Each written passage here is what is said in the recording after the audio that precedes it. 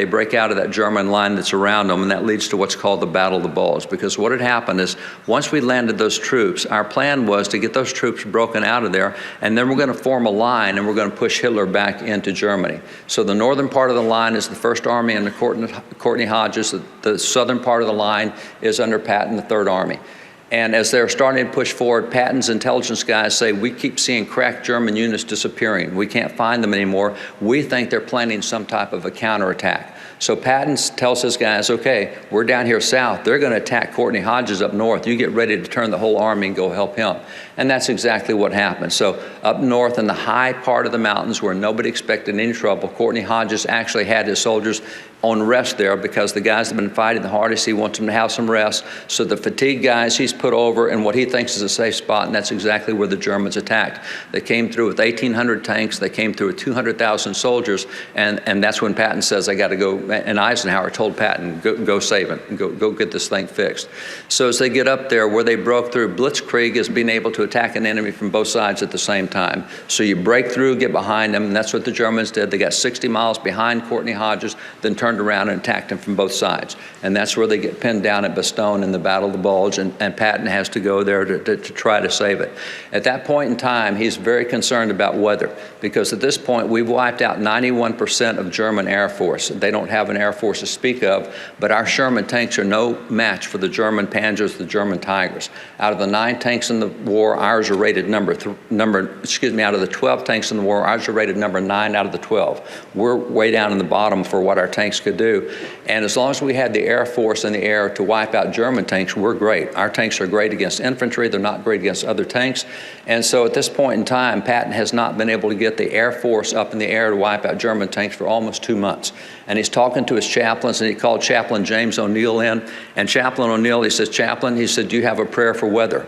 And Chaplain said, I don't know, sir. I'll find out. He came back and said, I don't have a prayer, but I'll write you a prayer for weather. Chaplain O'Neill said at that point that Patton turned his back, walked away from him, went over to a window, looked out the window at all the rain coming down, because it had been 2 months of continual rain without the Air Force being able to get off the ground. And he looked out at the rain, and he said, Chaplain, he said, do our men pray? He said, of course, that's why we have chaplains, we have services. He said, no, do our men pray? He said, well, there's no atheist in Foxville. Sure, they pray. No, I want every single soldier in the Third Army praying, and I want them praying now. Do our men pray? And so what happened was they came up with this prayer card. This is the prayer that Chaplain wrote for God to change the weather. It was issued to every soldier in the Third Army. It's signed on the other side by Patton. Patton signed this because it's Christmas. This is how we spent Christmas of 1944, was Battle of the Bulge. And so Patton gives them a Christmas greeting, but they have this prayer and they start praying that prayer. So as they're praying this prayer, they've been praying it for a day as they go in, and as they get near to Bastogne, what happened back then is Patton, most people don't realize he's a very religious guy. He's a very coarse guy. He's very religious, very active in church, very active in Sunday school, very active in teaching youth. He was very active in church. And the churches across Europe at that point in time were what we would call high churches. In other words, there's a lot of visual stuff there. There's statues. There's statue of Jesus and Mary and statue of the saints. And so what would happen is Patton was taking these towns, moving across France, going through France. He would go inside, and there's all these statues there, and his officers report that he would walk up to the statue of Jesus, he would take off his helmet, hold it beside him, look up at Jesus, and give him a report, just like he was briefing Eisenhower. He said, sir, here's what we did last week, and here's what we were able to do. Now, here's where I'm going to be next week, and I really need your help next week. When he would just brief Jesus on what was going on. So he'd stop in church after church briefing Jesus. As he's coming into Luxembourg, where he set up headquarters for Battle of the Bulge, he went into the church there. His officers recorded the prayer that he prayed. This was the painting that was done as a result of that, and it shows Patton with his helmet on his head. But this time, he's really ticked at God.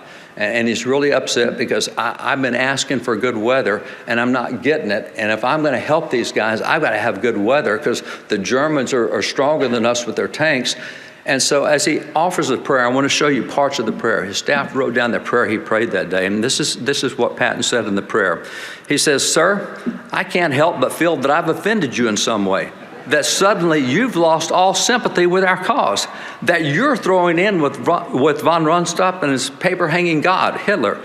He says, you know without me telling you that our situation is desperate. Sure, I can tell my staff that everything is going according to plan, but there's no use telling you that my 101st Airborne is holding out against tremendous odds in Bastogne. He says, without your cooperation from a weather standpoint, I'm deprived of an accurate disposition of the German armies, and how can I be intelligent in my attack? You got it. It's Patton. He says, all this probably sounds unreasonable to you, but I've lost all patience with your chaplains who insist that this is a typical art.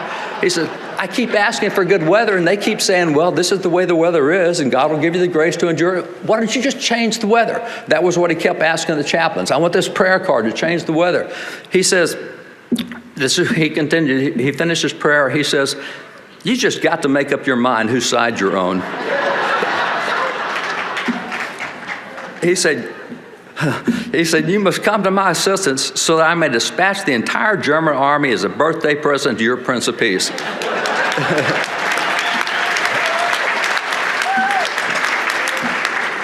Patton said, if you'll give me 4 days of good weather, he said, I will send you more Germans than your bookkeepers in heaven can keep up with for the next several months.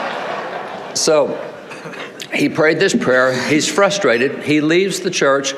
His army has been praying the prayer card for 2 days, and the next day, and it's in the records of the Third Army, the official records, the next day the weather changed miraculously. It was not forecast. It was not seen.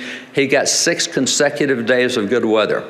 He got, as a result of that answered prayer, he got the planes in the air, and they were able to win the Battle of the Bulge as a result of that. So when Patton is leaving town, going back down to resume his march back into Germany, he stops by that church again, and he apologized to God for having chewed him out the first time. So